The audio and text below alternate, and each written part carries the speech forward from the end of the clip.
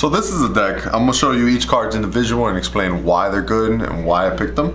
So for leader cards, we're playing the announcer, bam, and also motorcycle. And then when he awakens, I think he gets old because like in the first picture, he doesn't have a stash. And he looks older here, and this one looks young. I don't know the deal with it. I didn't see that episode, but he's driving a shark motorcycle and old guy here. All right, but what announcer does is his permanent effect is you can only have world tournament battle cards. You can play any event, so you can play Weeze Coercion, Ejection, all those normal staple events. But when it comes to battle card, it can only be world tournament. The reason that's such a big deal is because this set had no overwhelm black world tournament cards. So that's very effective. It's a mechanic in the game that like even when your opponent's tapped out or when you're tapped out, they're like, oh, okay, I'm safe. I just gotta negate this attack. Nope, this black card comes in and surprise. So this guy doesn't offer it, but it's okay. He does offer a lot more. His next permanent is when you play a world tournament card, you get to draw a card. Once per turn though. Let's state that real quick. So once per turn, whenever you play a world tournament card, you get to draw a card. Awesome. And his awaken is at 4. You untap 2 energies. Probably the best awaken now because back then we all complained. We're like, oh, drawing 2 is so much better. Not true, not anymore. In the format where everything is aggro, untapping 2 is just huge. Then next side, you never want to get to this side. You want to protect your life, and even if you can't, don't awaken unless you're pushing like for numbers and stuff, because this side does everything. This side, when it's it draws when it swings, but when you play a world tournament card, it doesn't draw anymore. That was the whole mechanic of this guy. That's the whole reason for the deck is this. Once you're in this side, you're playing a different game. You're trying to push for game basically. So when he swings, you draw a card. His permanent is still where you can only have world tournament cards. I don't understand why they even write that in the text, because if my whole deck started out like that, the deck didn't change when it awoken, but it's fine. And then his active main is one of a kind. It's kind of like the first ever done this, where you choose 2 of your battle cards and give them both 5k, but it's only once per game. You can only do that once, and that's awesome. It's a cool gimmick, but once per game it's interesting, and it also puts balance, because imagine every turn that's plus 10 because 5-5, that's like 2 5k combos you didn't have to waste. So once per game becomes a big deal and awesome. But again, you never want to awaken unless you have to. This is the side that you want to stick to. All right, now for cards, we got 3 World Tournament Arena. It's a field card. Field cards don't go away unless you're playing against the green Broly, not the new promo one, but against the green Broly. That's the only way I know field cards go away. And even then it's rare. But this card, once you have one, that's it, everything is fine. Oh man, I totally forgot. You must forgive me, guys. Also, there's no specific cost for World Tournament cards. So all your World Tournament cards have no color coded thing. So you can charge this, and this is basically any color for any battle card you're trying to play. So that's a really big deal too. But World Tournament card, it's a field card that active main, you can rest it and choose 2 of your battle cards and give it 5k. So that's the same thing as his ability, but this is once per game. This is every turn I'm giving 2 battle cards 5k. You can't choose 1 battle card to get 10k. No, it has to be 5k. But very solid, helps push out numbers, and once you have 1 in the field, that's it. Every other card is irrelevant unless you do this, where you give 2 5k, then you play another one, give the same 2 5k, and that's a cool little trick you can do.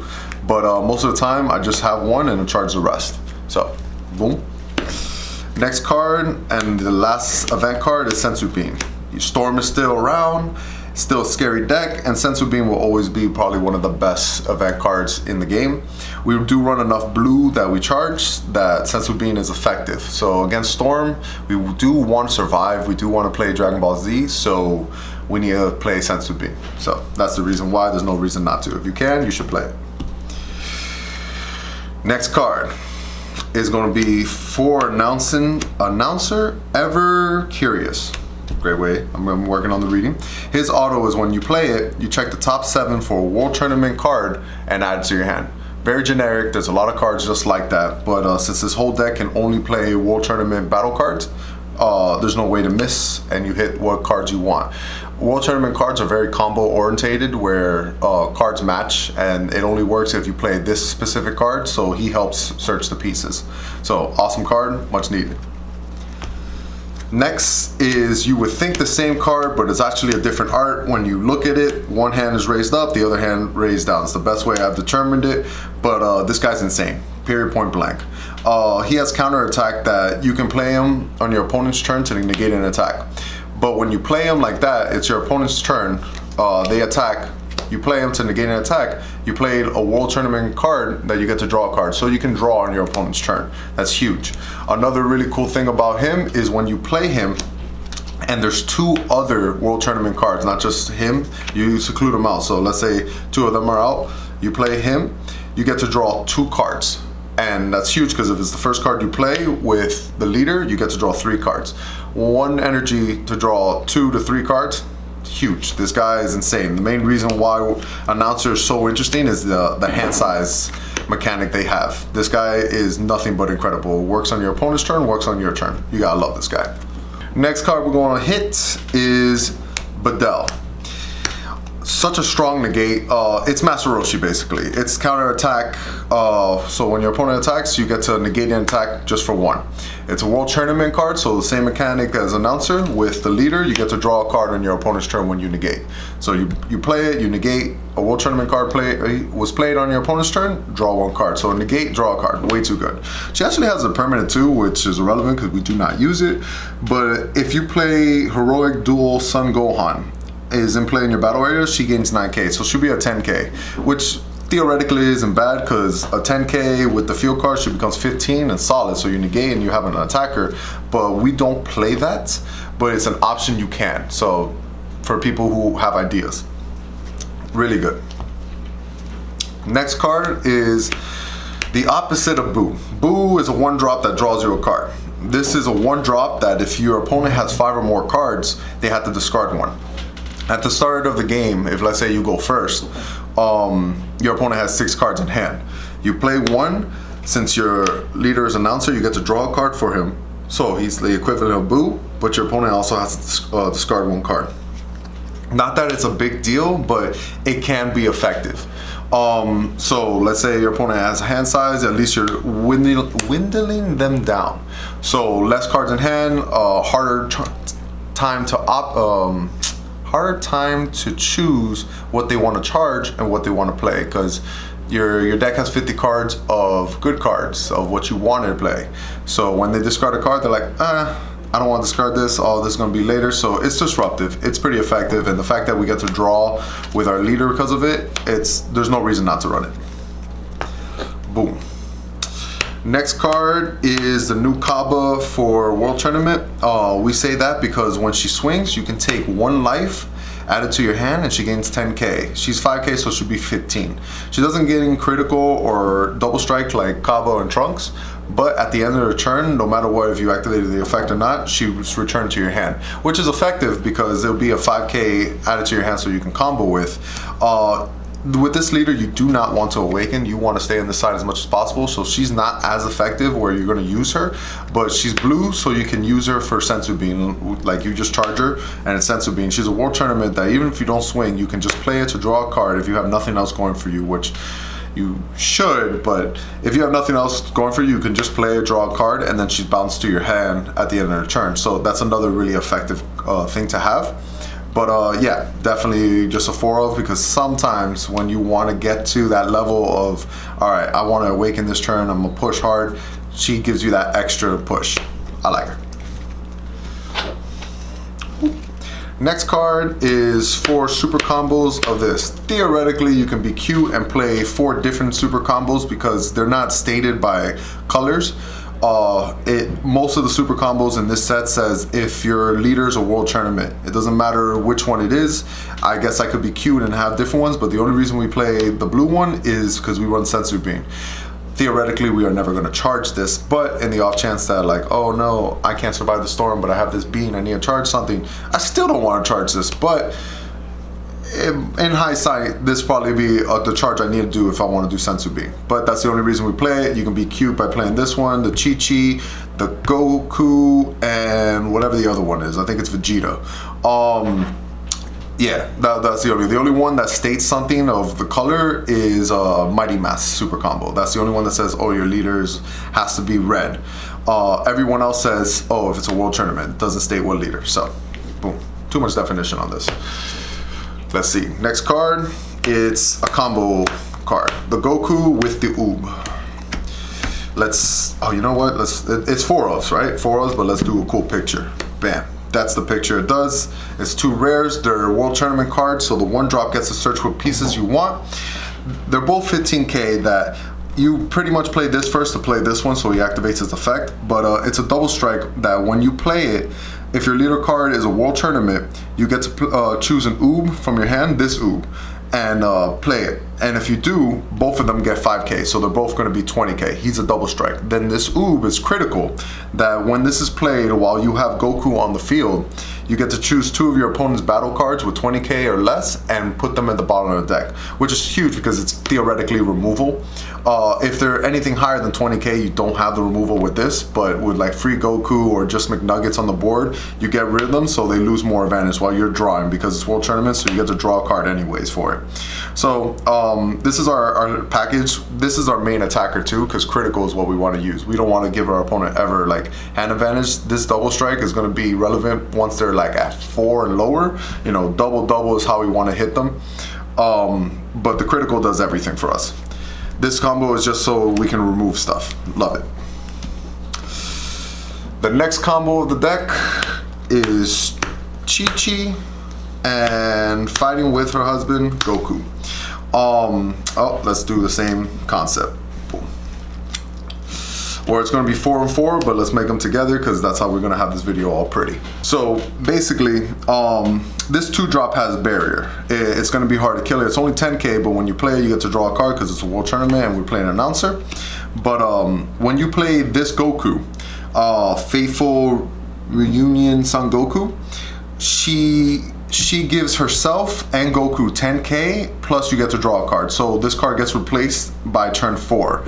And now we're playing, since World Tournament is more of like a slower format where you don't kill somebody by like turn 2, we're back to 4-drop kill cards, right? This Goku is, when it's played, if you have this Chi-Chi on board, he gains 10k plus he gets to KO an opponent's card. Not stated on numbers, so like if it's a 10 drop, if it's a 1 drop, whatever it is, you get to kill something. And he gains 10k, and Chi-Chi's giving it another 10k, so it becomes 40k just with this combo. 40k double strike, pretty solid, it's gonna hit. Another cool thing too, let's say this is your 2 drop and this is your 3 drop. You have 2 on the board that on your turn 4, when you play Goku, if you're not waking, you're gonna draw for him. You're gonna draw for Chi-Chi and this Chi-Chi. You draw 3 cards just for playing this and get to kill something. Also, he becomes a 50k while these become 20Ks. Awesome. This thing starts getting to really big numbers and you need somewhat of a removal plus a finisher. This is our finisher. This is what we're using. Our highest number is 4-drop. And next would be, Marcel forced me to play it. For Champa. It's the new Champa of the game. It's World Tournament, so the 1-drop can grab it on the top 7. And our numbers want to hit from 4 to 2, 2 to game. That's how we want to hit them, unless we have critical. The fact that we do have a critical, we can pump it up. It'll start at 20. The field card gives it 25. We give it 10k more, it's 35. Double strike critical. Your opponent's going to have to waste cards, and the whole time you're just getting more advantage. It's also a 2-drop 15 World Tournament card. So worst comes to worst, if we do need a hitter, but when we're playing it to draw a card to swing, if they don't get rid of it at any point in the game, if it's untapped, it's auto win combo. It doesn't have to be combo in your hand. You can just combo it and give something 10k. Those are little tricks you can do. The fact that it's a hitter, it's not bad. It's a 2-drop and it works. So that's the deck profile of Announcer. There's many ways you can go about it because the combinations, but it's World Tournament cards anyway. So you have to pick either or this one to that one, but it's combo based. So whatever you pick of this card, you're like, oh, its effect only works if I play this card. So you have to do mix and match. I found this being the best one, that it brings a threat on the board. It's turn 4 instead of turn 5, because I know everyone's gonna be like, why don't you play the Goku and the Vegeta? It's turn 5, and it doesn't remove. If they have negates, then it's kind of irrelevant. You need some kind of removing power, and double strike over the triple strike, not that bad. Let's see what else. Weaknesses. It's only World Tournament cards. So again, you can't play Overwhelm, but your opponent can. You play a bunch of stuff on the board that if your opponent like Mass Saiyans or has heavy removal for board wipes, even Zeno per se, it hurts the deck a little bit. It has great hand advantage for sure. A Cell can probably dominate you because your hand size goes like this and then goes to 3. But you can recuperate because the Chi-Chi is barrier, and Cell, from my best of knowledge, androids don't have an answer for barrier cards. So you can get back to turn, you can get turn 4 to remove the 30k and draw a card anyways, and draw for the leader. You never want to awaken with this leader, only if you're trying to push for like an attack. Like if you actually need to swing for 15 to get rid of like a free Gohan or something and draw a card, that's when you want to do it. Or you want to play 2 cards and you want to untap 2 energies, stand them, and then get to this. But this side does everything. This side is what draws. This is the why it's the equivalent of Pan, because Pan, every time you played something 15, it would draw a card once per turn. Same concept. But in this side, that strategy is already gone. You're just setting up at that point. So hand disruption hurts the deck a little bit, but it can come back no matter what, because the one drop that draws 2 cards, you're still not awakened, you draw 3 cards, your hand size still gets pretty high. So it's an exciting deck. This set it's small. I found that out as building decks, there's just combo pieces, 1, 2, and you build decks like that. But such interesting things. I think the next guy I want to build is Hercule. I keep calling him Hercules. Hercule, because he has such an interesting gimmick. As weak as he is, his strategy is interesting. Every single turn, every single battle that you combo the first time, you draw a card. You turbo out your deck, you're going to draw a bunch of stuff. Your graveyard is going to be huge, so you're allowed to play Overwhelm cards. His Awaken draws 3 instead of 2. He's interesting, so I think that's going to be the next deck profile. But till then, I'm going to see you guys soon. Take care.